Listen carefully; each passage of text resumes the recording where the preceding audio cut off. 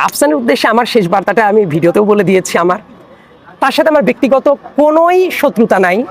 সে তার প্রফেশনাল লাইফে এবং সে যেভাবে আগাচ্ছে সে আরও অনেক ভালো করতে থাক, দেখতে তো ভালো লাগবে। কিন্তু সে যেভাবে অযুক্তি কুযুক্তি দিয়ে একটা পাক্কা অপরাধকে এবং মিথ্যা কথাও কিন্তু বলেছে। দেখেন, সে রাতের বেলা এসে বলছিল যে জানে না, রায় তো সকালবেলা হয়ে গেছে, আপনারা যান কোর্টে খোঁজ দেন, আমি কিন্তু মামলার নাম্বার বলে দিয়েছি যে দেখেন আমি ঠিক বলেছি কি ভুল বলেছি, আপনারা তো সাংবাদিক, ইনভেস্টিগেট করেন আপনারা। তো রাফসানের উদ্দেশ্যে একটাই কথা যে রাষ্ট্রের যে টাকাটা সেই টাকাটা তারা ফেরত দিয়ে দেওয়ার ব্যবস্থা করুক এবং ফেরত দেওয়ার পরে তারপর তার নিজের মতো করে তার যা করতে ভালো লাগে সেটা সে করুক। কিন্তু এইভাবে মানুষকে মিথ্যা ম্যানিপুলেশন করা, এই ব্যাপারটা একটা অন্যায়।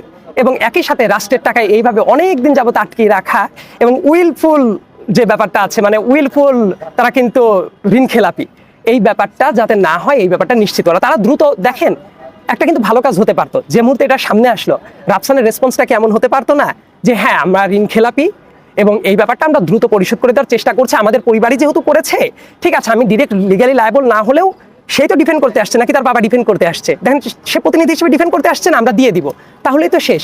কিন্তু সে কি করলো, ওইটা না করে অনেকগুলা মিথ্যা তথ্য, অযুক্তি এবং কুযুক্তি দিয়ে ব্যাপারটাকে আরো জল ঘোলা করলো। তা না হলে কি আমি পরের ভিডিওটা আপলোড করতাম না। তো কাজে তার কাছে আমার চাওয়াটা খুব সিম্পল, সে রাষ্ট্রের টাকাটা ব্যাক করে দিক তার ফ্যামিলিগতভাবে এবং তারপর সে তার লাইফ লিড করতে থাক, জীবনে সে অনেক ভালো করুক এবং এই ব্যাপারগুলোতে সে ভবিষ্যতেও সচেতন হোক।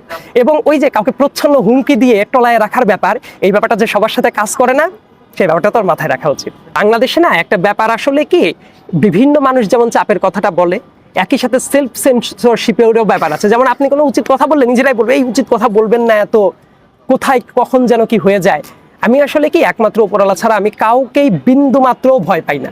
কারণ দেখেন আমার জীবন যতদিন আছে এটা কি উপরওয়ালার নির্দেশ। আমি যেহেতু একজন বিশ্বাসী মানুষ, তো আমি যেটা বিশ্বাস করি যে আমি আমার যে টাইমে নির্ধারিত আছে তার 1 সেকেন্ড আগেও মরবো না, পরেও মরবো না। এবং দুনিয়াতে আপনি যখন কোনো ভালো কাজ করতে যাবেন, অন্যায়ের প্রতিবাদ করতে যাবেন, অসংখ্য চ্যালেঞ্জ আসে। This is not the very first time যে আমি এই ধরনের অন্যায়ের প্রতিবাদ করছি, এর আগে আমি অনেক অন্যায়ের প্রতিবাদ করেছি এবং অনেক জায়গা থেকেই তো হুমকি ধামকি আসে। কিন্তু সেই ব্যাপারটাকে আমি নিজেকে থেমে যাওয়ার জন্য যথেষ্ট মনে করি না। ব্যাপার তাহলে আমি আপনাকে একটা প্রশ্ন করি, হ্যাঁ আপনি তো মিডিয়া, এই দেশে এত ঋণ খেলাপি ঘুরে বেড়ায়, এই ব্যাপারগুলো ইনভেস্টিগেশন করার দায়িত্ব কি আপনাদের সাংবাদিকদের প্রচ্ছন্ন একটা দায়িত্ব ছিল না? আপনারা করেন নাই কেন?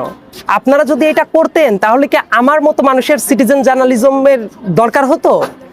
আগে মানুষ মিডিয়া থেকে দেখতো, আর এখন মিডিয়ার অবস্থাটা দেখেন। ব্যক্তিগতভাবে আমি ইনভেস্টিগেশন করছি এবং মিডিয়া আপনারা তারপর আসছেন। এই ব্যর্থতাটা কার? মিডিয়াদের। এটা তো স্বীকার করতে হবে, রাইট? তার চেয়ে গুরুত্বপূর্ণ ব্যাপার হলো আমি কি এইবারই প্রথম এটার অন্যায়ের প্রতিবাদ করছি? আমার ভিডিওর ভেতরে একটা খুবই গুরুত্বপূর্ণ কথা খেয়াল করবেন, আপনারা গিয়ে ভিডিওটা আবার দেখবেন।